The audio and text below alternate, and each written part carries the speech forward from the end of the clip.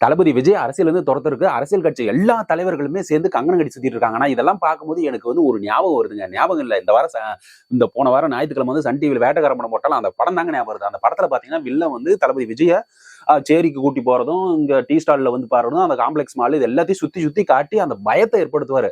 அது சொல்லுவாரு, இதெல்லாம் நான் எப்படி தெரியுமா வச்சிருக்கிறேன், பயம் அப்படின்னு சொல்லிட்டு காதுல வந்து விஜய் கிட்ட அந்த வில்லன் சொல்லுவா. அதே மாதிரிதான் இங்கேயும் அரசியல்ல மாநாடு, ஃபர்ஸ்ட் மாநில மாநாடா, செகண்ட் மாநில மாநாடு மாதிரி நடந்துச்சா, இது எல்லாத்தையும் வச்சுக்கிட்டு கங்கணம் கட்டிட்டு திரியிறாங்க.